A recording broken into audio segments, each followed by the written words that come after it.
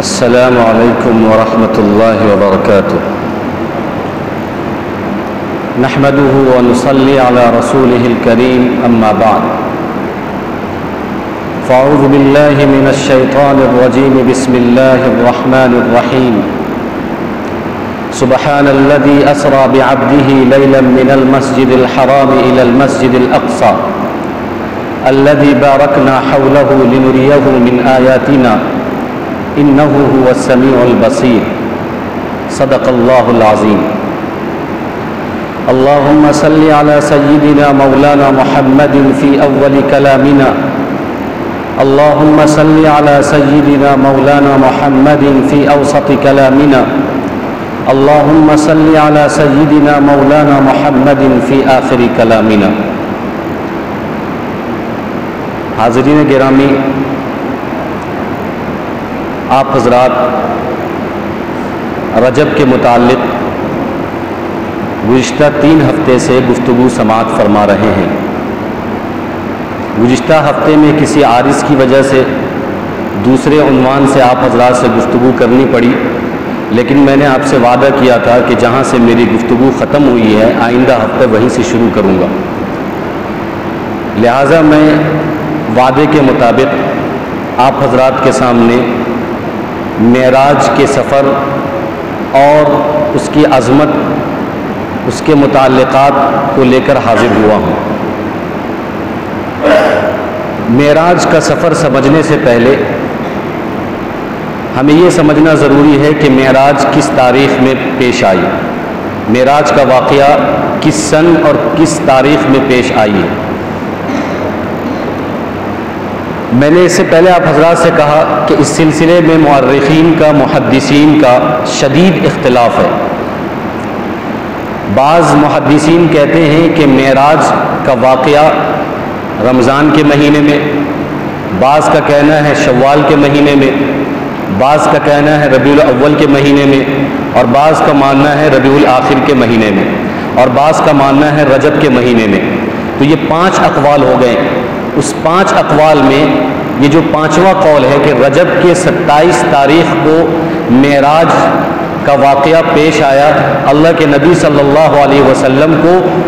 رجب کی 27ویں تاریخ کو معراج نصیب ہوا، اور یہ واقعہ اپنے اندر بہت ساری حکمتوں کو، بہت ساری بصیرتوں کو چھپائے ہوا ہے۔ 27 رجب کو معراج کا واقعہ پیش آیا، اس کو بہت سارے محدثین نے ترجیح دی ہے۔ حافظ ابن حجر عسقلانی رحمۃ اللہ علیہ نے اس قول کو ترجیح دی۔ قریب کے ایک عالم ہیں علامہ ادریس کاندھلوی رحمۃ اللہ علیہ، جنہوں نے سیرت المصطفیٰ کی ایک مدلل اور مکمل سیرت میں اردو کے اندر کتاب لکھی ہے، انہوں نے بھی یہی رائے پسند کی ہے اور کہا ہے کہ 27 رجب کو اللہ کے نبی صلی اللہ علیہ وسلم کو معراج پیش ہوئی۔ لیکن یہاں ایک بات یہ سمجھنی ہے، اس سے پہلے بھی یہ بات آئی ہے کہ اگر مان لیتے ہیں کہ 27 رجب کو اللہ کے نبی صلی اللہ علیہ وسلم نے معراج کی ہے، آپ صلی اللہ علیہ وسلم کو اللہ تبارک و تعالیٰ نے اپنے پاس بلایا ہے،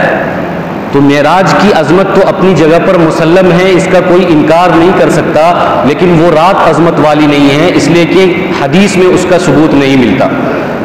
اللہ کے نبی صلی اللہ علیہ وسلم سے اس کا ثبوت نہیں ملتا، صحابہ کرام رضی اللہ تعالیٰ عنہم اجمعین کی زندگی سے اس کا ثبوت نہیں ملتا۔ اس لیے معراج اپنی جگہ پر شان والا ہے، عظمت والا ہے، عظیم الشان ہے، اس میں کوئی شک نہیں ہے، لیکن اس رات کو فضیلت والا قرار دینا یہ صحیح نہیں ہے، جیسا کہ بعض حضرات نماز معراج پڑھتے ہیں اور اس رات کو فضیلت والا سمجھ کر اس رات میں شب برات اور شب قدر کی طرح جاگتے ہیں، یہ صحیح نہیں ہے۔ یہ بات مکمل رجب کی حقیقت کے متعلق جب میں بیان کر رہا تھا تو بات آ گئی تھی، لیکن پھر بھی 2-3 دن پہلے یہاں کے کچھ حضرات نے کال کر کر پوچھا اور میسج کر کے بھی پوچھا کہ 27 رجب کو کیا کرنا چاہیے، روزہ رکھنا چاہیے کہ رات میں جاگنا چاہیے۔ باہر سے بھی لوگوں نے پوچھا، حالانکہ گاؤں کے جو ہمارے لوگ ہیں اگر وہ جمعہ میں شامل ہو جاتے تو ان کو پوری تفصیل معلوم ہو جاتی۔ 2 ہفتے پہلے ہم نے جو ہے اس پر بڑی مکمل اور مدلل جو ہے گفتگو کیا تھا کہ معراج کی جو 27ویں شب ہے اس کے اندر اندر کوئی خاص عبادت یا کوئی خاص دعا یا کوئی خاص ذکر موجود نہیں ہے، لیکن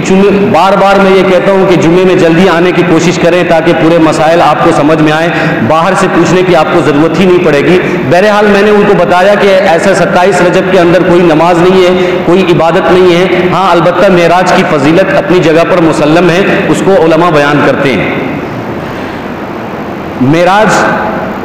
کی فضیلت کا انکار کوئی نہیں کر سکتا، اس لیے ہم چاہتے ہیں کہ ہمارے نزدیک معراج کا واقعہ تفصیلی آئے اور اس سے جو ہمیں نصیحت ملتی ہے، اس سے جو ہمیں حکمت ملتا ہے، اس سے ہم سیکھیں اور اس سے عبرت حاصل کریں۔ اللہ کے نبی صلی اللہ علیہ وسلم کو معراج کیوں پیش آئی، پہلے یہ سمجھیں۔ معراج کس تاریخ میں پیش آئی یہ تو آپ نے سمجھ لیا، اب یہ سمجھے کہ معراج کیوں ہوئی آپ صلی اللہ علیہ وسلم کو۔ آپ صلی اللہ علیہ وسلم کو اللہ تبارک و تعالیٰ نے اتنا بڑا تحفہ، اتنی بڑی نعمت، اتنا بڑا اعزاز، اتنا بڑا اکرام کیوں کیا جو کسی نبی کے ساتھ نہیں کیا، کسی فرشتے کے ساتھ نہیں کیا، کسی انسان کے ساتھ نہیں کیا، لیکن اللہ کے نبی صلی اللہ علیہ وسلم کو یہ اعزاز کس وجہ سے ملا اور یہ رتبہ اور یہ مقام کس وجہ سے ملا ہے، وہ آج ہمیں سمجھنے کی ضرورت ہے۔ آپ کو اچھی طریقے سے معلوم ہے کہ اللہ کے نبی صلی اللہ علیہ وسلم کو نبوت کے 11ویں سال شیب ابی طالب کے بعد، طائف کے سفر کے بعد آپ صلی اللہ علیہ وسلم معراج پر تشریف لے گئے۔ اس سے پہلے مکہ والوں نے، خاندان والوں نے، گھر والوں نے، طائف والوں نے بہت ستایا، بہت تکلیف دی، بہت مذاق اڑایا، یہاں تک کہ روایتوں کے اندر آتا ہے کہ اللہ کے نبی صلی اللہ علیہ وسلم کو اپنے چچا ابو لہب نے ایک جملے سے خطاب کیا جو بہت سینے میں چھید کرنے والا جملہ ہے کہ تبا لک یا محمد الہذا جمعتنا، کہ اے محمد تم نے مجھے اس لیے جمع کیا تاکہ ہم تمہاری یہ ساری باتیں سنیں، تم ہلاک ہو جاؤ، برباد ہو جاؤ۔ اور پھر حضور صلی اللہ علیہ وسلم کی جو اپنی چچی تھی وہ آپ صلی اللہ علیہ وسلم کے راستے میں کانٹے بچھایا کرتی تھی، اور کوئی آپ صلی اللہ علیہ وسلم کے سر پہ کوڑے دان اور کچرا ڈالتا تھا۔ اسی طریقے سے آپ صلی اللہ علیہ وسلم جب نماز میں ہوتے تھے تو نماز کی حالت میں کوئی اوجڑی پیٹھ پر ڈال دیا کرتا تھا، کوئی کچرا ڈال دیا کرتا تھا۔ یہ وہ حالت تھی اسی زمانے میں جو آپ صلی اللہ علیہ وسلم کی چہیتی، محبت کرنے والی، قربان ہونے والی، اپنا تن من دھن لٹانے والی، جانثار ہونے والی، عقیدت رکھنے والی بیوی حضرت خدیجۃ الکبریٰ رضی اللہ تعالی عنہا کا وصال بھی اسی سال ہوا، نبوت کے 11ویں سال۔ چاروں طرف سے غم کا ماحول ہے، آپ صلی اللہ علیہ وسلم چاروں طرف سے غم سے گھرے ہوئے ہیں، لیکن چونکہ آپ صلی اللہ علیہ وسلم نبی تھے، آپ کا عزم تھا، آپ کا استقلال تھا، آپ کا ارادہ تھا، ہم اور آپ ہوتے تو خودکشی کر لیتے، ہم اور آپ ہوتے تو کوئی دوسرا راستہ اختیار کر لیتے، خدا کی دعوت کو چھوڑ دیتے اور خدا کی وحدانیت کو ہم چھوڑ دیا۔ اللہ نے وہ حوصلہ دیا تھا، اللہ تبارک و تعالیٰ نے وہ ہمت دیا تھا، تو وہ سارے غم کو، ساری پریشانیوں کو برداشت کر رہے تھے اور برداشت کرتے جا رہے تھے، اور آپ صلی اللہ علیہ وسلم اسی حالت میں تھے کہ آپ صلی اللہ علیہ وسلم کو اللہ تبارک و تعالیٰ نے معراج میں بلایا۔ یعنی اللہ تبارک و تعالیٰ یہ بتانا چاہ رہے تھے کہ دنیا والوں کی تکلیف تم نے دیکھی، اپنے عزیز و اقارب کی تکلیف تم نے دیکھی، تم نے خاندان کی تکلیف دیکھی، تم نے رشتہ دار کی تکلیف دیکھی، تم نے پڑوسیوں کی تکلیف دیکھی ہے، سب لوگ تم کو ستا رہے ہیں۔ اسی زمانے میں آپ صلی اللہ علیہ وسلم کی چہیتی جو بیٹی ام کلثوم اور رقیہ، اس کو عتبہ اور عتیبہ نے، ان دونوں نے طلاق دے دی۔ اس باپ سے پوچھئے کہ جس کی بیٹی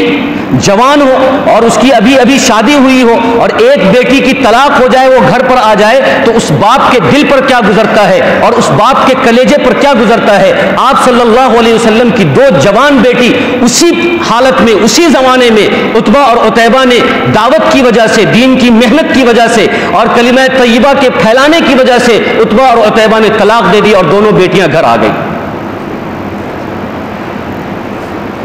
آپ اس بات کو مانیں گے کہ دنیا کے اندر اگر سارے دنیا والے مل کر تکلیف پہنچائے، لیکن اپنا گھر والا اور اپنے لوگ، اپنے خاندان کے لوگ ہمیں سکون پہنچائے، اطمینان پہنچائے، آرام پہنچائے، تو ساری دنیا کی تکلیف دھل جاتی ہے، ختم ہو جاتی ہے، کیونکہ اپنوں نے سہارا دیا ہے۔ اپنے اگر اپنا لیتے ہیں، اپنا اگر سکھ پہنچاتے ہیں تو ساری دنیا کا دکھ ہم بھول جاتے ہیں، لیکن اپنا اگر دکھ پہنچائے، اپنے خاندان کے لوگ اگر دکھ پہنچائے، اپنے رشتہ دار اگر دکھ پہنچائے تو ساری دنیا سکھ پہنچائے، ہمیں اس سکھ سے کوئی فائدہ نہیں ہوتا، ہمارے اندر دکھ ہی دکھ ہوتا ہے۔ لیکن اللہ کے نبی صلی اللہ علیہ وسلم کی حالت یہ تھی کہ آپ صلی اللہ علیہ وسلم کو اندر والے رشتہ دار، خاندان، یہ بھی آپ صلی اللہ علیہ وسلم کو تکلیف دے رہے ہیں، باہر والے بھی تکلیف دے رہے ہیں، اور آپ صلی اللہ علیہ وسلم غم سے نڈھال ہیں، آپ صلی اللہ علیہ وسلم رنجیدہ ہیں، تکلیف سے بھرے ہوئے ہیں۔ اس حالت میں آپ صلی اللہ علیہ وسلم کو معراج نصیب ہوئی، آپ کی تسلی کے لیے، آپ کے استقامت کے لیے، تاکہ آپ صلی اللہ علیہ وسلم غم سے پھٹ نہ جائیں، آپ صلی اللہ علیہ وسلم رنج سے بے حال اور بدحال نہ ہو جائے۔ تو اللہ تبارک و تعالیٰ نے جو قرآن کریم کا ایک ضابطہ ہے، ان مع العسر یسرا، کہ اگر تکلیف ہوتی ہے، شدید تکلیف ہوتی ہے، چاروں طرف سے آدمی آزمائش میں اور پریشانی میں گھرا ہوتا ہے، تو اللہ ایک ایسا راستے کو کھولتا ہے، ایک ایسا راستہ لاتا ہے جو ساری تکلیف کو مٹا دیتا ہے، جو ساری تکلیف کو ختم کر دیتا ہے۔ اس ساری تکلیف کو ختم کرنے کے لیے اللہ تبارک و تعالیٰ نے معراج کو بلایا۔ اس لیے ہم کہتے ہیں کہ یہ جو معراج ہے، یہ معراج آپ صلی اللہ علیہ وسلم کا اعزاز بھی ہے اور آپ صلی اللہ علیہ وسلم کا اعجاز بھی ہے۔ اعجاز کا مطلب یہ ہے کہ آپ صلی اللہ علیہ وسلم کا یہ کرشمہ ہے اور آپ کا یہ معجزہ ہے، اور یہ ایسا واقعہ ہے جو انسانوں کے عقل کو حیران کر دے، یہ ایسا واقعہ ہے جس سے انسان کا عقل پریشان ہو جائے، جس سے انسان کا عقل جو ہے عاجز ہو جائے۔ یہ معراج کا واقعہ لوگوں کے عقل سے سمجھ میں نہیں آئے گا، اور معجزہ اسی کو کہتے ہیں جس سے انسان کا عقل عاجز ہو جائے۔ اور اعزاز اس وجہ سے ہے کہ آپ صلی اللہ علیہ وسلم دنیا کی ساری تکلیف کی انتہا جو ہوتی ہے، تکلیف کی جو آخری حد ہوتی ہے، اس تمام تکلیف کو آپ صلی اللہ علیہ وسلم سہتے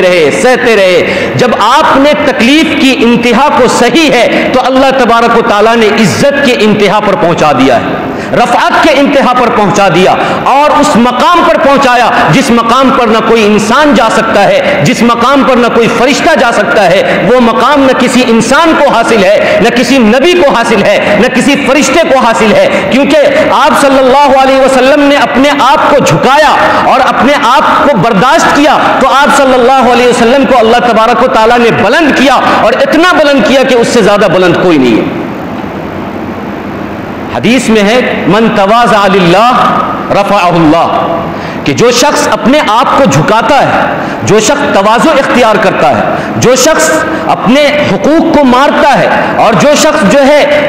تواضع کی چال چلتا ہے اور اپنے حقوق کو معاف کرتا ہے، اللہ تبارک و تعالیٰ دنیا میں بھی اس کو بلند کرتے ہیں، آخرت میں بھی اس کے درجات کو بلند کرتے ہیں۔ یہی وہ حالت ہے اللہ کے نبی صلی اللہ علیہ وسلم کی، کہ اللہ کے نبی صلی اللہ علیہ وسلم چاہتے تو سردار کائنات تھے، آپ صلی اللہ علیہ وسلم کی حیثیت سے کوئی انکار نہیں کر سکتا۔ آپ صلی اللہ علیہ وسلم کے صدقے میں یہ ساری کائنات بنی ہے۔ عالم کو علم اللہ کے نبی صلی اللہ علیہ وسلم کے صدقے میں ملا ہے، متقی کو تقوی نبی کے صدقے میں ملا، اور محدث کو حدیث نبی کے صدقے میں ملا، مفسر کی تفسیر نبی کے صدقے میں ملا، اور خوبصورت کو خوبصورتی نبی کے صدقے میں ملا، آسمان کو بلندی نبی کے صدقے میں ہے، زمین کی وسعت یہ نبی کے صدقے میں ہے، پانی کی روانی یہ نبی کے صدقے میں ہے، پہاڑ کی سختی یہ نبی کے صدقے میں ہے۔ الغرض دنیا کی ہر مخلوق جو اپنے ترقیات پر اور اپنی خوبی پر مچلتی ہے، اکڑاتی ہے، وہ ساری خوبی، وہ ساری کامیابی اللہ کے نبی صلی اللہ علیہ وسلم کے صدقے میں ملی ہے، کیونکہ ہمارے نبی نہیں ہوتے تو یہ کائنات نہ ہوتا، نبی نہ ہوتے تو یہ ذرہ نہ ہوتا، نبی نہ ہوتا تو کچھ بھی نہ ہوتا۔ تو یہ ساری چیزیں نبی کے وجود کی وجہ سے ہے، نبی کی یہ حیثیت ہے، پھر بھی گھر والے تکلیف پہنچا رہے ہیں، پھر بھی رشتہ دار والے تکلیف پہنچا رہے ہیں، خاندان والے تکلیف پہنچا رہے ہیں، پڑوس والے تکلیف پہنچا رہے ہیں، اور قبیلے والے تکلیف پہنچا رہے ہیں۔ آپ صلی اللہ علیہ وسلم ساری تکلیف کو سہتے ہیں، برداشت کرتے ہیں، تواضع اختیار کرتے ہیں، تو اللہ تبارک و تعالی معراج جیسی رفعت، معراج جیسی عظمت اور معراج جیسا واقعہ آپ کو نصیب فرماتے ہیں۔ تو اس واقعے سے ہمیں یہ سبق ملتا ہے کہ اگر ہمارے پاس پریشانی ہو، تکلیف ہو، مصیبت ہو تو ہمیں سہنا چاہیے، برداشت کرنا چاہیے، اس کو جھیلنا چاہیے، واویلا نہیں مچانا چاہیے، شکوے شکایت نہیں کرنے چاہیے اور ماتم نہیں کرنا چاہیے، گلے نہیں پھاڑنے چاہیے اور اللہ کی قدرت کا انکار نہیں کرنا چاہیے اور صبر کرنا چاہیے، اور اتنا صبر کرنا چاہیے کہ اللہ اس سے کوئی بہتر راستہ نکال دے۔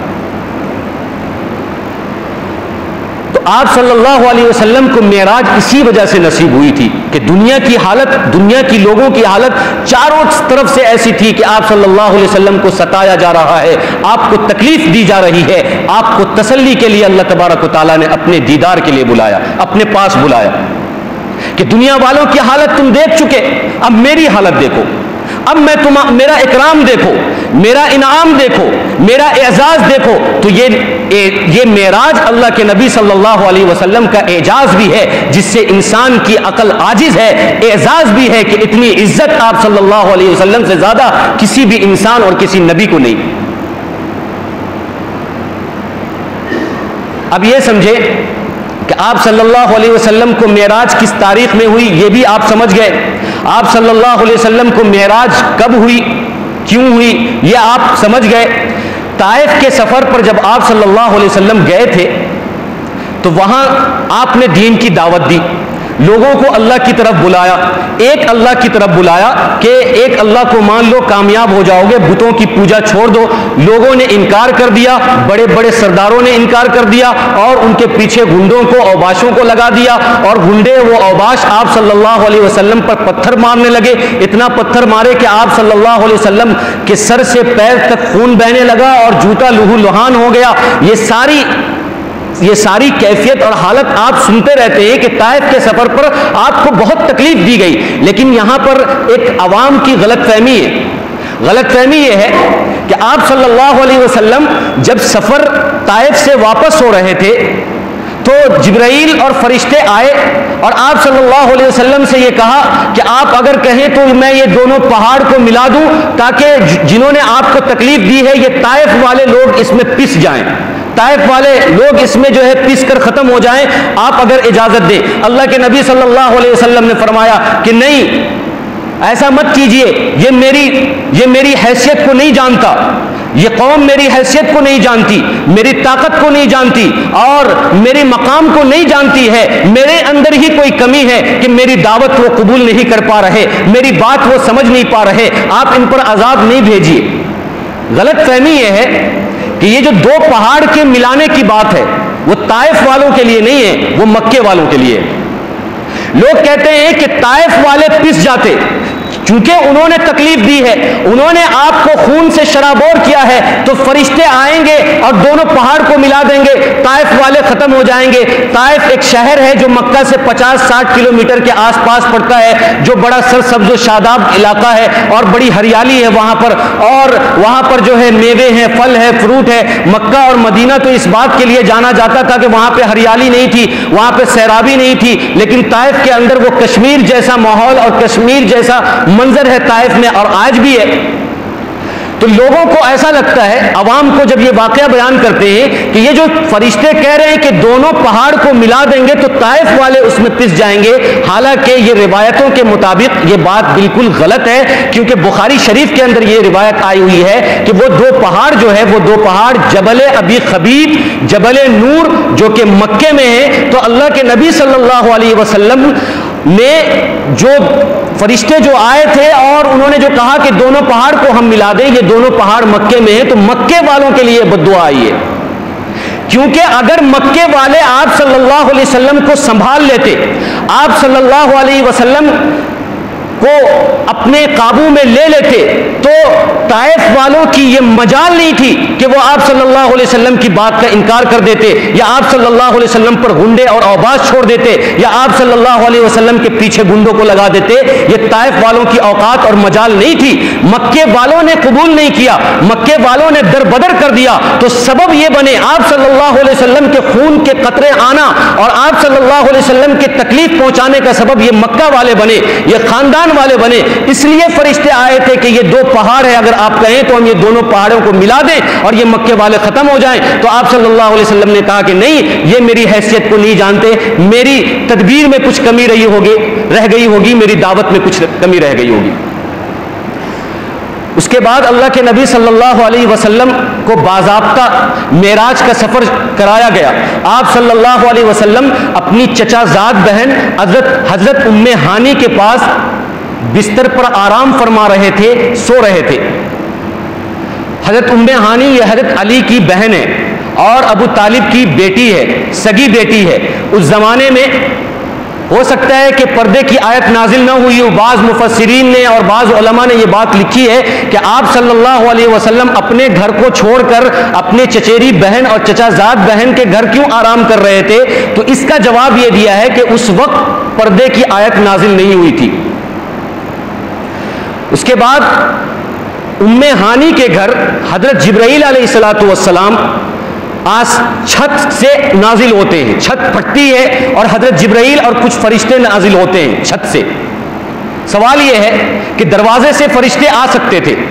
حضرت جبرائیل دروازے سے آ سکتے تھے، جب گھر میں ہی آئے تو دروازے سے آ سکتے تھے، چھت کیوں پھٹی؟ اس کا جواب یہ ہے کہ اللہ کے نبی صلی اللہ علیہ وسلم کو اس معراج کے واقعے میں اللہ تبارک و تعالی ہر کیفیت، ہر حالت ایسی بنانا چاہتا تھا، ہر کیفیت ایسی دینا چاہتا تھا کہ ہر کیفیت عقل کو عاجز کرے، عقل کو حیران کرے۔ اس وجہ سے اللہ تبارک و تعالی نے فرشتوں کو چھت سے بھیجا ہے، دروازے سے نہیں بھیجا۔ دروازے سے بھیج سکتے تھے لیکن چھت سے اس لیے آئے تاکہ لوگوں کی عقل حیران رہے، لوگوں کی عقل جو ہے سرگرداں اور پریشان رہے۔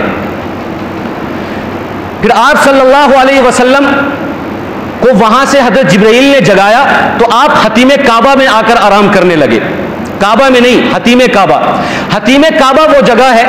جو کسی زمانے میں، بلکہ حضرت ابراہیم علیہ الصلوۃ والسلام کے زمانے میں جب کعبے کی تعمیر ہوئی تو بنائے کعبہ کے اندر حتیم کعبہ بھی شامل تھا، یعنی وہ حتیم بھی کعبے کے اندر تھا، وہ بھی کعبے کا حصہ ہے۔ جتنا ثواب کعبے میں نماز پڑھنے کا ہے اتنا ہی ثواب حتیم میں نماز پڑھنے کا ہے، کیونکہ وہ بھی کعبے کا مستقل حصہ ہے۔ حضرت ابراہیم علیہ الصلوۃ والسلام نے جب تعمیر کیا تھا تو اس حصے کو بھی تعمیر کیا تھا، لیکن بعد میں جب کعبے پر اطراف اور ادوار اور زمانے آئے اور بدلتا اور کعبہ کی حالت بدلتی گئی تو اس میں قریش مکہ نے جب پھر سے اس کو اثر نو تعمیر کیا تو ان کے پاس حلال مال نہیں تھا، حلال اتنا پیسہ نہیں تھا کہ اس حصے کو بھی، حتیم کو بھی اس حصے میں شامل کر لیں، اس لیے انہوں نے اس حصے کو چھوڑ دیا، چونکہ ان کے پاس حلال مال نہیں تھا۔ مال تو بہت تھا ان کے پاس، حرام کاروبار کا مال تھا، جھوٹ کا تھا اور ظلم کا تھا، لیکن وہ لوگ کعبے کا احترام کرتے تھے۔ جب انہوں نے کعبے کی تعمیر کی تو کعبے کے اینٹ اور اس کے گلاوے میں اور اس کے در و دیوار میں ان لوگوں نے یہ ارادہ کیا کہ ہم اپنا حلال مال خرچ کریں گے۔ وہ کافر تھے، مشرک تھے اور بت پرست تھے، لیکن پھر بھی کعبے کی عظمت ان کو اتنی تھی کہ وہ یہ چاہتے تھے کہ یہ اللہ کا گھر ہے، اس میں حرام مال کی تعمیر، حرام مال نہ لگے۔ لیکن آج ہماری حالت یہ ہے کہ ہم مسلمان ہیں، ہم مومن ہیں اور ہم قرآن پڑھتے ہیں، کلمہ گو ہیں، لیکن پھر بھی جو ہے ہم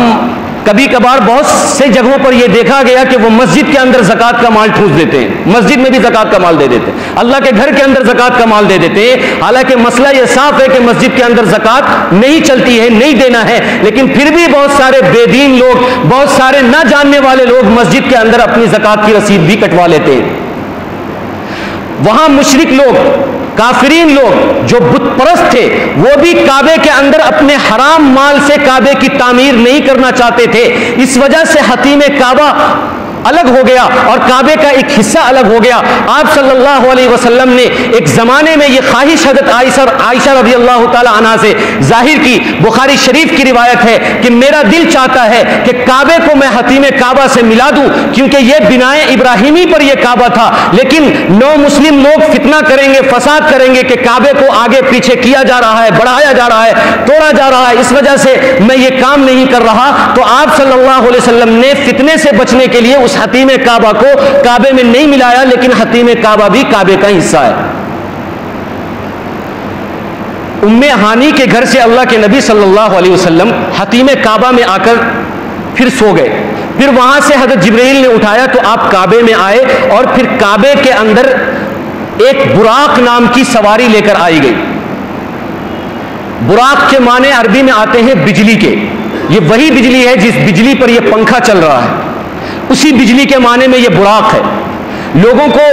ایسا لگتا ہے کہ معراج کا جو سفر ہے, معراج کا جو واقعہ ہے, یہ اتنے مختصر ترین وقت میں اتنا طویل ترین سفر, ساتوں زمین ساتوں آسمان, فرش سے لے کر عرش تک اتنے کم وقت میں کہ آپ صلی اللہ علیہ وسلم جب معراج سے واپس آ رہے تھے تو بستر کی گرمی ابھی گئی نہیں تھی, وضو کا پانی ابھی بہہ رہا تھا اور دروازے کی کنڈی ابھی ہل رہی تھی. اتنے کم وقت میں اتنا لمبا اور طویل ترین سفر آدمی کیسے کر سکتا ہے؟ آج کل کے عقل مند اور سائنسداں کیلکولیٹر لے کے بیٹھ جاتے ہیں جوڑنے کے لیے,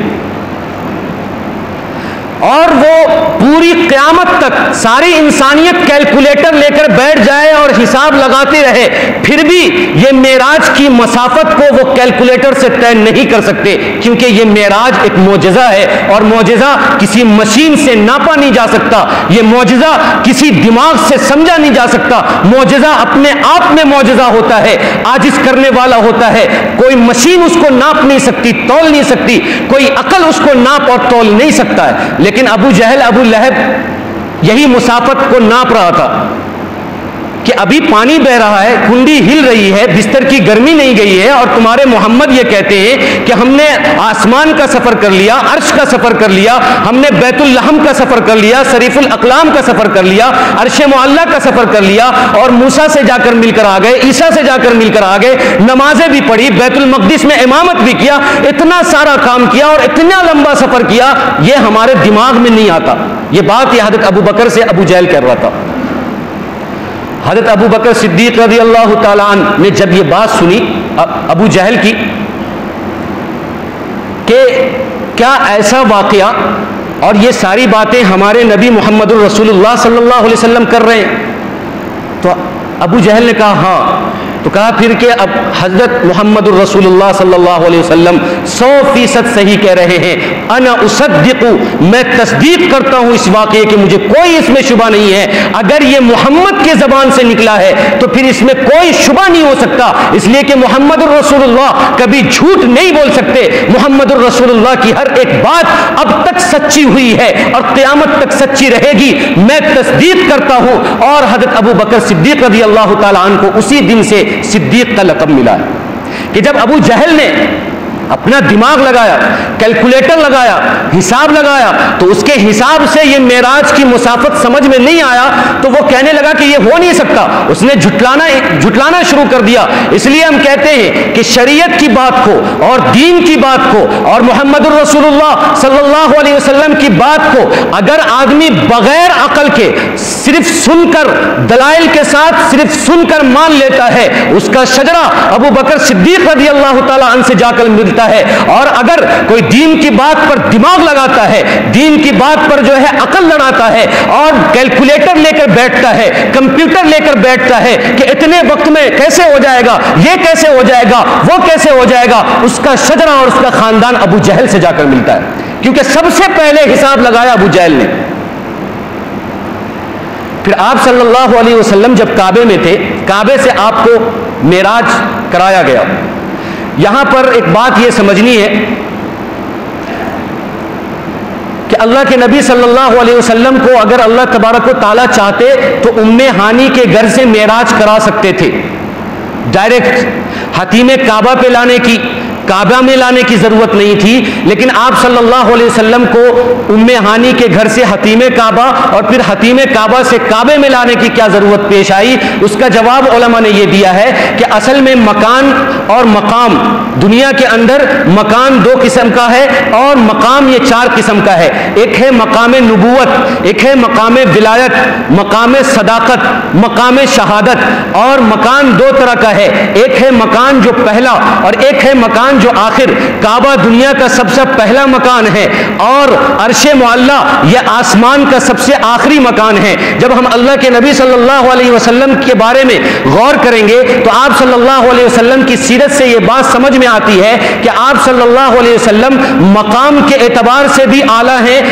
اول میں ہیں, اور اخیر میں بھی آپ کا مقام ہے, اول میں بھی آپ کا مقام ہے. اخیر میں آنے کے اعتبار سے اور عظمت کے اعتبار سے, بزرگی کے اعتبار سے آپ صلی اللہ علیہ وسلم اول ہیں, لیکن دنیا میں آنے کے اعتبار سے آپ اخیر ہیں. تو اللہ تبارک و تعالیٰ چاہتے تھے کہ اپنے محبوب کا سفر, جو محبوب کے اول بھی ہے, جو محبوب کے آخر بھی ہے, تو محبوب کا سفر وہاں سے شروع کیا جائے جو مکان میں اول ہے, اور ختم وہاں پر ہو جو مکان میں آخر ہے. اور مقام نبوت یہ مقام شہادت سے بڑھا ہوا ہے, مقام عدالت سے بڑھا ہوا ہے, مقام ولایت سے بڑھا ہوا ہے, اور مقام صداقت سے بڑھا ہوا ہے. صدیقین سے بڑا درجہ نبی کا ہے, شہداء سے بڑا درجہ نبی کا ہے, اور اس ولی سے بڑا درجہ نبی کا ہے. تو نبیوں میں سب سے بڑا مقام اللہ کے نبی صلی اللہ علیہ وسلم کا ہے, کیونکہ آپ صلی اللہ علیہ وسلم خاتم النبیین ہیں, امام الانبیاء ہیں. آگے جب معراج کے سفر کی بات تفصیلی آئے گی تو آپ وہاں پر سمجھیں گے,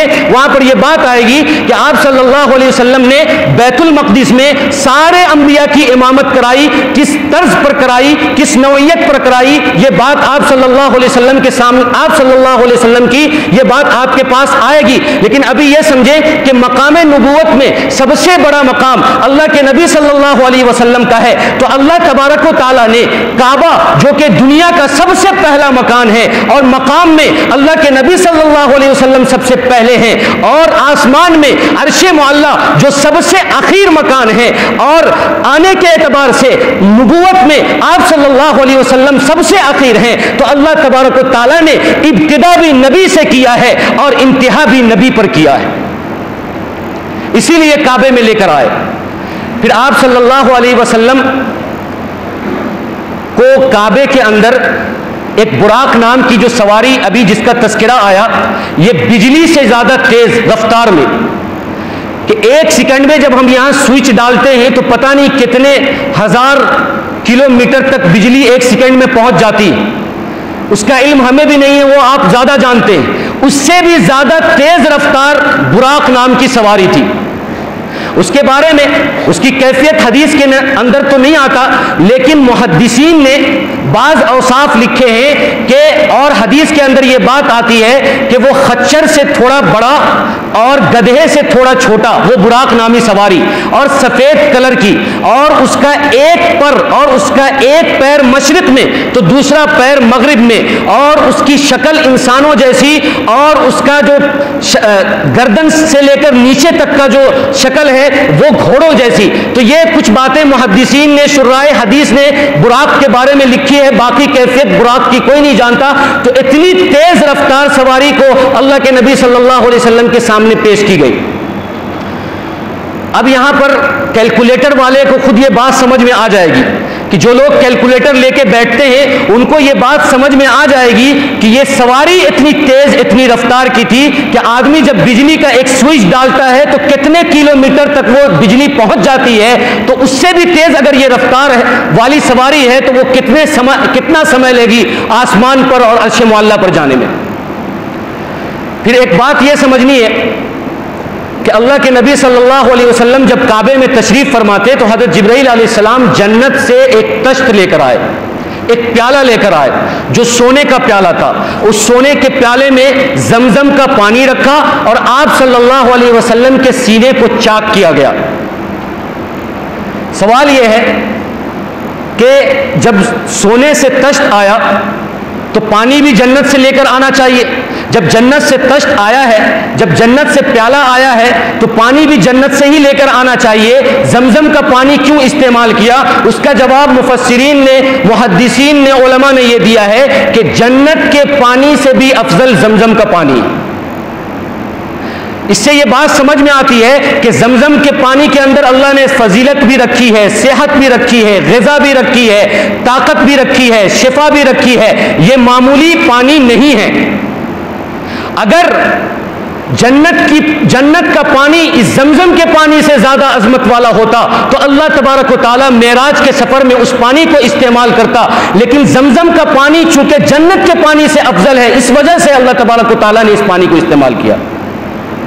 یہاں پر ایک سوال یہ ہوگا کہ جنت کا پانی تو اپنے آپ میں وہ جنت کا پانی ہے، اس کی عظمت کا کیا کہنا، لیکن زمزم کا پانی تو ایک ادنا سے نبی جو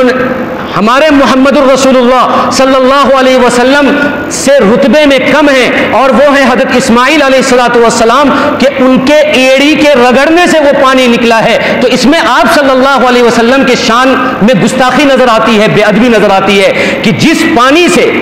جو پانی کہ ایک ادنا نبی ان کے ایڑی کے رگڑنے سے جو پانی نکلتا ہو، اس پانی سے آپ صلی اللہ علیہ وسلم کے قلب اطہر کو دھویا جائے، یہ آپ صلی اللہ علیہ وسلم کی بے ادبی ہے؟ تو اس کا جواب یہ ہے کہ اس میں بے ادبی نہیں ہے۔ کیسے نہیں ہے؟ اس لیے کہ آپ صلی اللہ علیہ وسلم کا حضرت اسماعیل علیہ السلام سے دو رشتہ ہے، ایک رشتہ نبوت والا، نبوت میں آپ صلی اللہ علیہ وسلم بڑے ہیں، لیکن ایک رشتہ بیٹا اور باپ کا ہے، اور باپ والے رشتے میں آپ صلی اللہ علیہ وسلم چھوٹے ہیں، کیونکہ حضرت اسماعیل علیہ الصلوۃ والسلام آپ صلی اللہ علیہ وسلم کے جد امجد ہوئے، باپ ہوئے، اور باپ چاہے چھوٹا ہو وہ باپ ہوتا ہے، بیٹا چاہے بڑا ہو وہ بیٹا ہوتا ہے۔ تو یہاں پر اب بے ادبی نہیں نظر آئے گی، یہاں پر عین ادب نظر آئے گا کہ ایک باپ کے ایڑی سے جو پانی نکلا تھا، اس پانی سے اللہ کے نبی صلی اللہ علیہ وسلم کے سینے کو پاک کیا گیا، صاف کیا گیا، تو باپ کے ایڑی سے جو پانی نکلا اس میں بے ادبی نہیں ہے، کیونکہ باپ تو باپ ہوتا ہے۔ ہاں اس لہجے سے، اس نہج سے دیکھیں گے کہ نبوت میں حضرت اسماعیل چھوٹے ہیں، اللہ کے نبی صلی اللہ علیہ وسلم بڑے ہیں، لیکن یہاں پر یہ نہج نکالنا صحیح نہیں ہے۔ اللہ تبارک و تعالی ہم سب کو انہی بات پر عمل کرنے کی اور عبرت حاصل کرنے کی توفیق عطا فرمائے۔ اور بھی بہت ساری حکمت کی باتیں ہیں جو انشاءاللہ آئندہ ہفتے آپ حضرات کے سامنے رکھی جائے گی۔ آمین۔ وآخر دعوانا الحمدللہ رب العالمین۔